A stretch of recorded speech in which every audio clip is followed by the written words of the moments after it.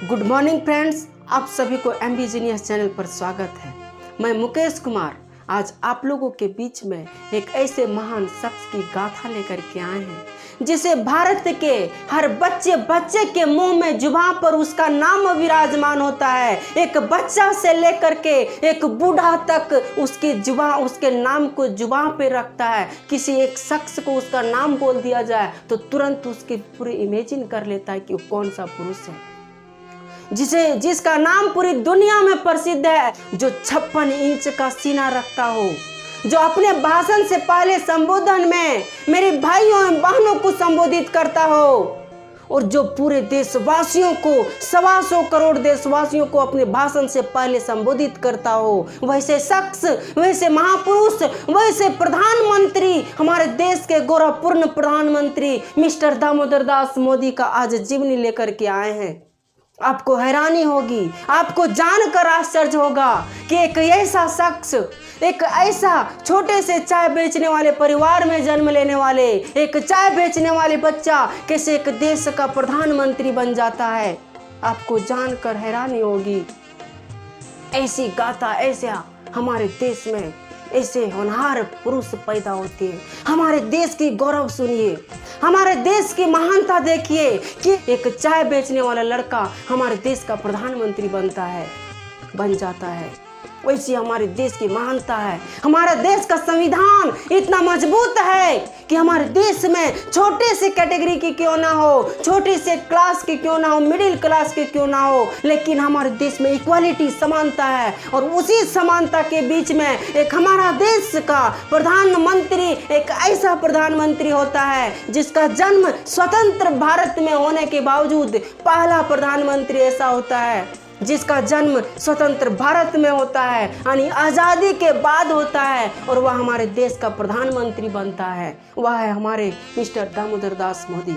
आज उसी की गाथा इस वीडियो में पूरी चलेगी और उसकी पूरी स्टोरी कहानी चलेगी।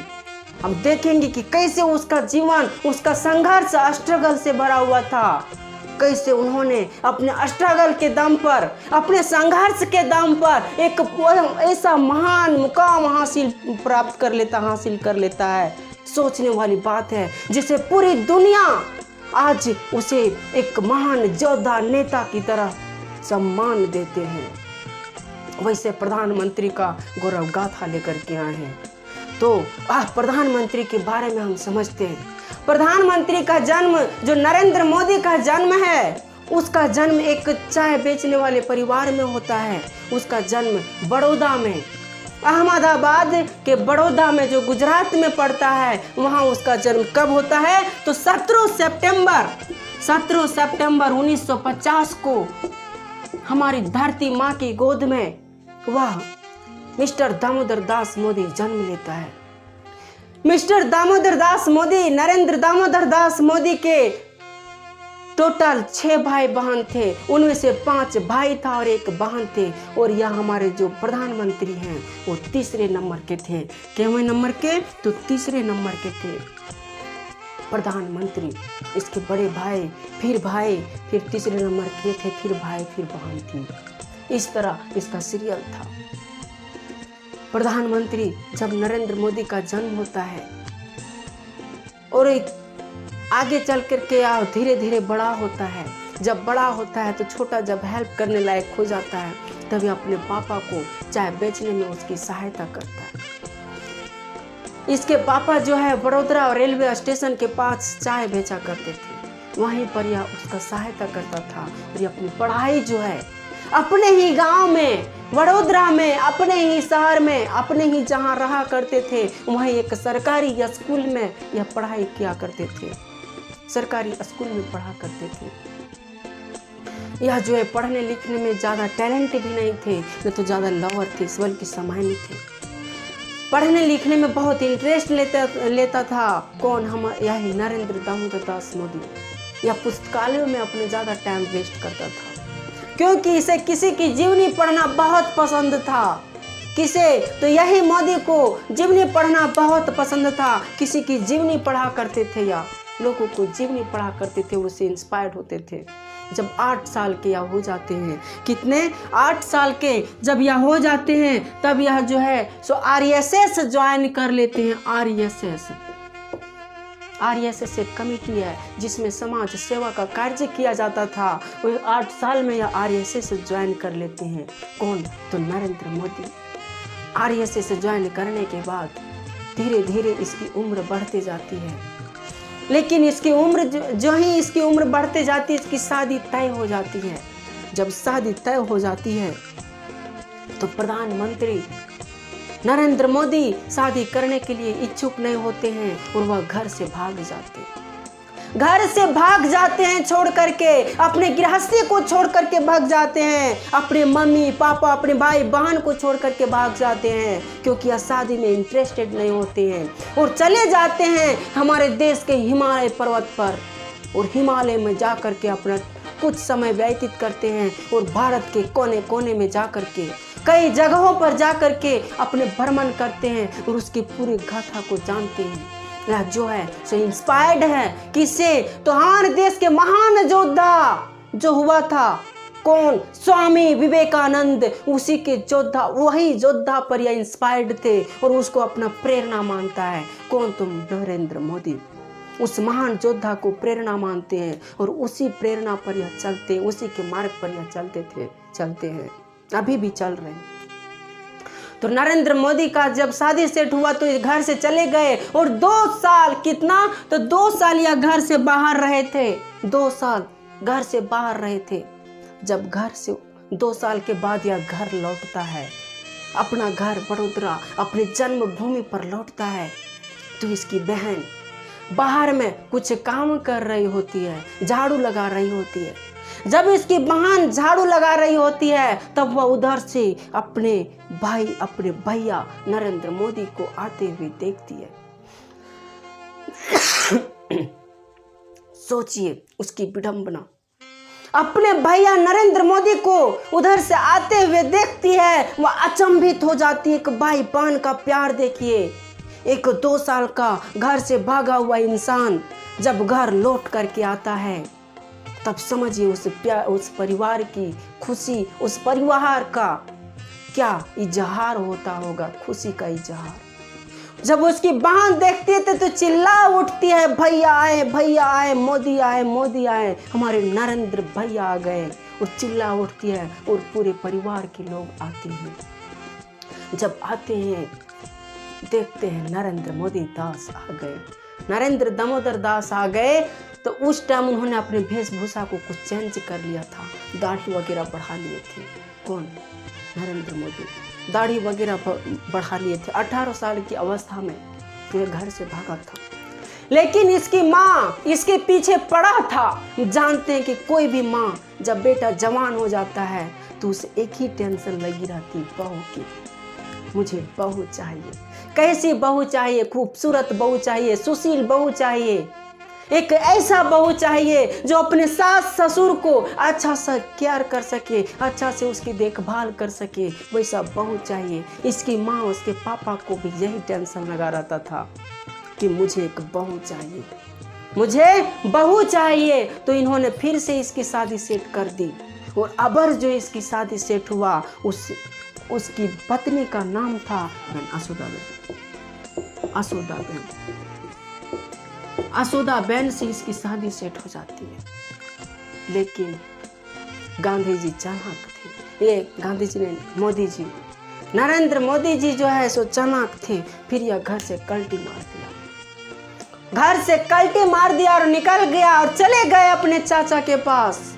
चाचा के पास जाकर भी फिर इन्होंने वही काम करना शुरू कर दिया, चाय बेचना शुरू कर दिया चाचा के पास। लेकिन किसी तरह समझा बुझा करके इसे लाया और इसकी शादी इस असोदा बेन के साथ करवा दिया गया। लेकिन कहा जाता है ना, जिसे शादी में इंटरेस्ट ना हो ज्यादा दिन शादी टिकता नहीं है, ज्यादा दिन शादी टिकता नहीं है। असोदा बेन के साथ इसकी शादी सेट हुई, शादी हो गई। कुछ दिनों के बाद असोदा बेन और नरेंद्र मोदी एक दूसरे से अलग हो गए, और जब एक दूसरे से अलग हो गए और नरेंद्र दामोदर दास मोदी फिर घर छोड़कर चले गए। अब ये जो है सो आरएसएस में ज्वाइन किए थे। आरएसएस में इसकी महानता, इसकी बुद्धिमत्ता को देखकर, इसकी बहादुरी को देखकर इसे जो है सो आरएसएस पर बड़े बड़े पोस्ट देने लगे और बड़े बड़े पोस्ट मिल गया इसे। अब यह इन्होंने अपनी इच्छा प्रकट की कि अब मुझे राजनीति में जाना चाहिए। लेकिन इसी दौरान 1975 में, कब 1975 में हमारे देश में इंदिरा गांधी की सरकार होती है। हमारे देश की प्रधानमंत्री लेडी प्रधानमंत्री इंदिरा गांधी होती है। अचानक 1975 में एक रात घोषणा कर देती है और पूरे देश में इमरजेंसी लागू कर देती है, आपातकालीन लागू कर देती है। जब 1975 में आपातकालीन लागू कर देती है तब दामोदर पूरे देश में जो है सो हर लोग, कई सारे लोग जो है सो नज़रबंद हो जाते हैं। जितने भी विद्रोही थे, जितने भी कांग्रेस विद्रोही थे, सारे लोग नज़रबंद हो जाते हैं। जब नज़रबंद हो जाते हैं तो मोदी जी को उसी टाइम काम दिया जाता है। क्या काम दिया जाता है? तो पंपलेट छपवा करके वो पूरे गुजरात में उसे बांटना पड़ता है। पंपलेट, वह पंपलेट जो है, क्योंकि इमरजेंसी जब लगती है तो कोई पंपलेट, कोई न्यूज़पेपर वगैरह नहीं बांट सकता है। लेकिन मोदी जी जो है पंपलेट चोरी छुप के गुजरात में बांटा करते थे, क्योंकि जो कांग्रेस विद्रोही थे वह गुजरात आया करते थे और गुजरात में अपनी मीटिंग को रखा करते थे। तो नरेंद्र मोदी भी क्या किया करते थे, इस आरएसएस के माध्यम से वह पंपलेट को छापा करते थे और उसको बांटा करते थे लोगों में। लेकिन ये भी कुछ दिन तक नज़रबंद हो गए थे जब आपातकालीन स्थिति लागू हुई तो।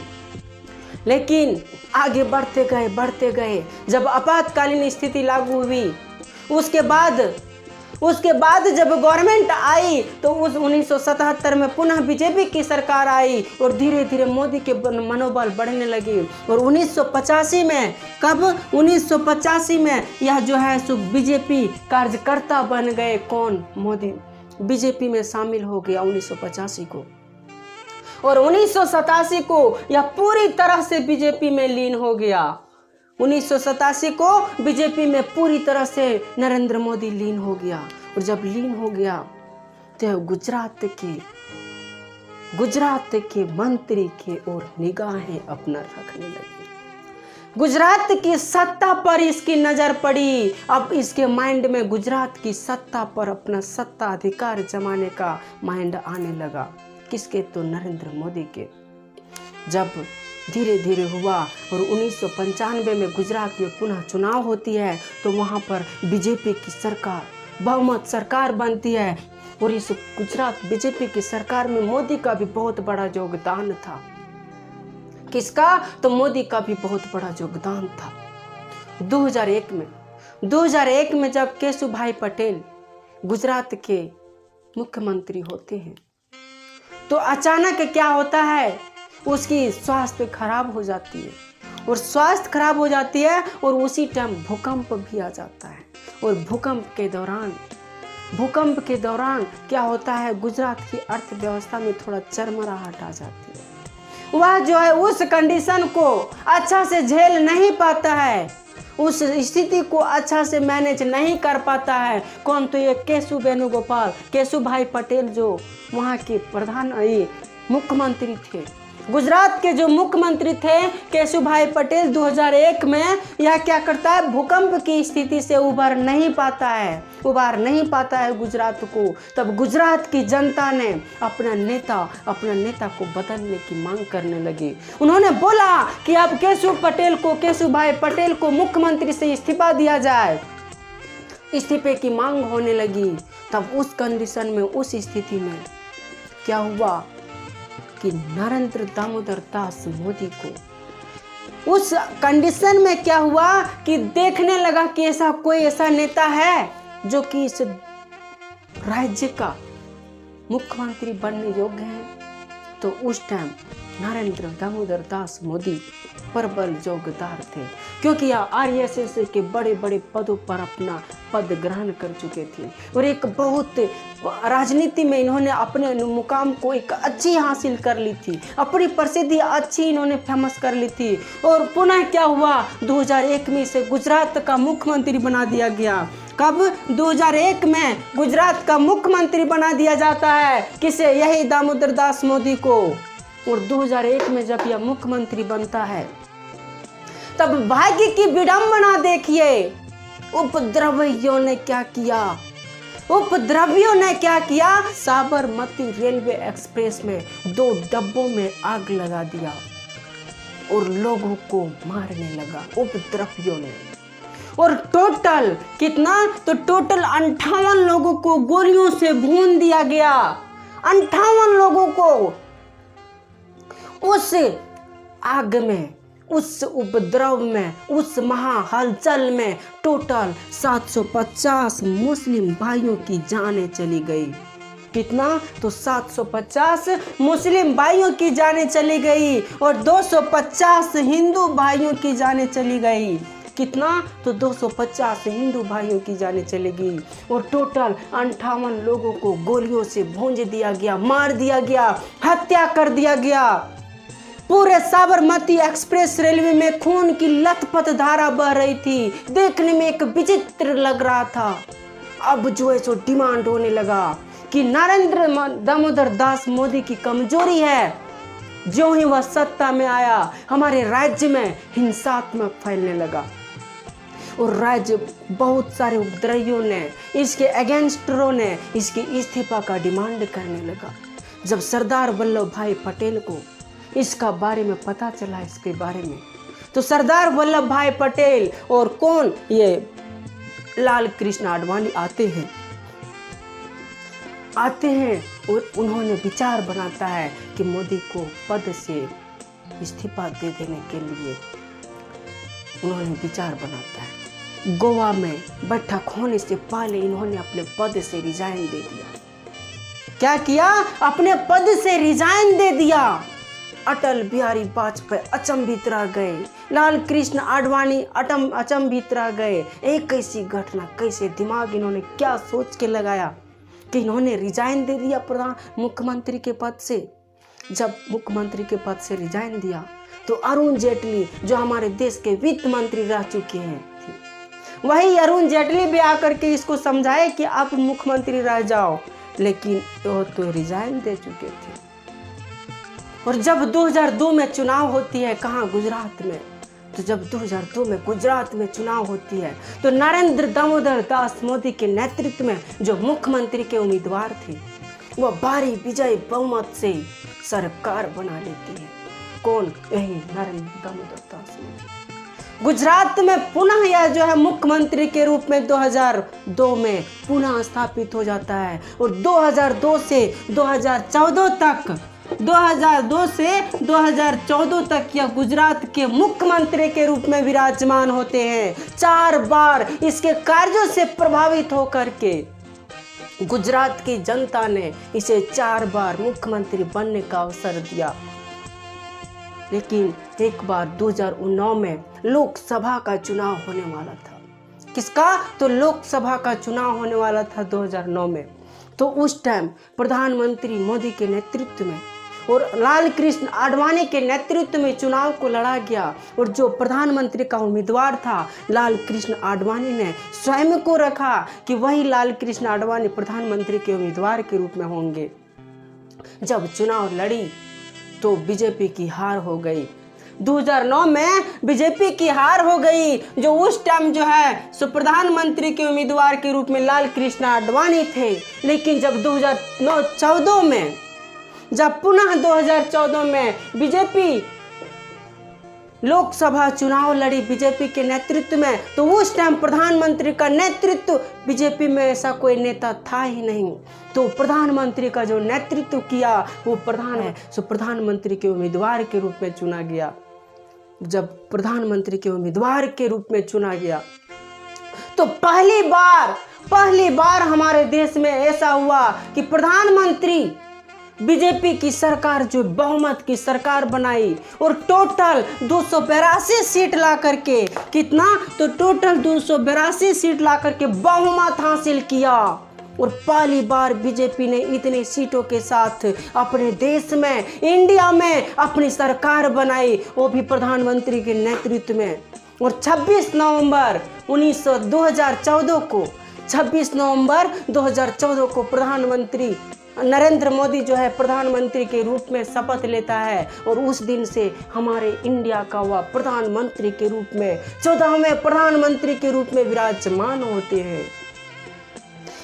जब 2014 में वह प्रधानमंत्री बना, तो प्रधानमंत्री बनने के बाद उन्होंने कई सारे ऐसे बड़े बड़े फैसले लिए हैं। सबका साथ सबका विकास के साथ अपने देश का आगाज करता है। और उन्होंने अपने देश के लिए बहुत बड़े बड़े कार्य को किए, कई सारे ऐसे फैसले लिए, बहुत बड़े बड़े फैसले लिए। उनमें से एक ऐसा फैसला था जिसमें मोदी का बहुत निंदा भी किया गया, कई लोगों ने बहुत सपोर्ट भी किया, बहुत लोगों ने उसके अगेंस्ट भी रहा। तो वो कौन था? तो नोटबंदी जो हुआ 2016 में। 9 नवंबर रात 8 बजे अचानक मोदी जी संबोधन पर आते हैं और पूरे देश को संबोधित करते हैं और बोलते हैं कि आज रात 12 बजे से 500 और 1000 के सारे नोट बंद कर दिया जाए। बहुत बड़ा फैसला, 500 और 1000 के सारे नोट बंद कर दिया जाए। मोदी का व्यू था, नोट बंद करने का मकसद था, 4 मकसद था नोटबंदी करने का। तो वो 4 मकसद कौन था? तो वो था सीसीटीवी। सी मतलब करप्शन को बंद करना, करप्शन को इंडिया से खत्म करना। सी से करेंसी, जो जाली करेंसी है, जाली पैसा है, उसको समाप्त करना। और टी से टेररिज्म, जो हमारे देश में आतंक फैला है, उस आतंक को खत्म करना, और बी से ब्लैक मनी को वापस लाना, जो काला पैसा है, काला रुपया है, ब्लैक मनी, उसको वापस लाना। 4 फ्यू से उन्होंने नोटबंदी को बंद किया, क्योंकि जानता था कि जो ब्लैक मनी होगा मोटे मोटे रकम में होगा, 500 या 1000 का नोट होगा। तो 500 और 1000 के नोट को उन्होंने बंद कर दिया। इसे सफल बहुत सारी आलोचना भी झेलनी पड़ी। इस नोटबंदी के फैसले से गरीबों को बहुत नुकसान भी हुआ, कई लोगों की जानें भी गई, लेकिन एक फायदा भी हुआ।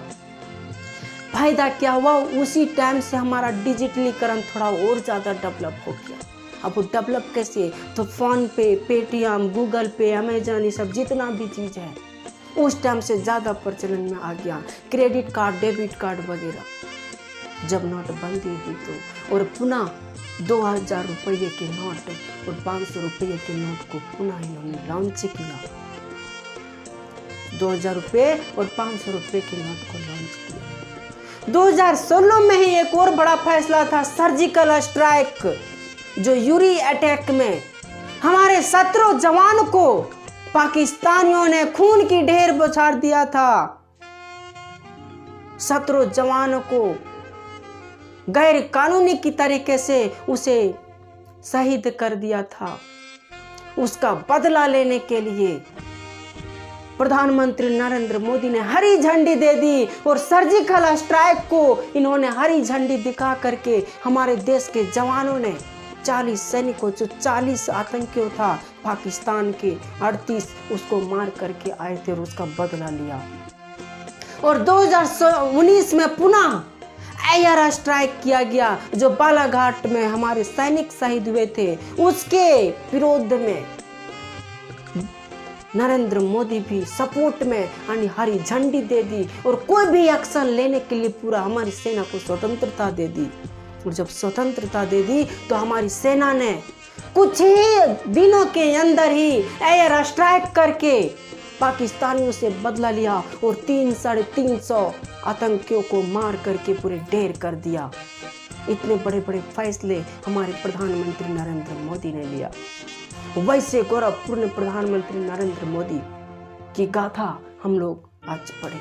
वैसे प्रधानमंत्री जिसे पूरी दुनिया में सबसे ज्यादा फॉलो किया जाता है, बराक ओबामा के बाद सबसे ज्यादा फॉलोवर है, ट्विटर है, वैसे प्रधानमंत्री के बारे में आज हम पढ़े जो हमारे देश के प्रधानमंत्री के रूप में अभी भी विराजमान है। तो इसी तरह हम और भी जीवनी लेकर के आएंगे कभी कभी।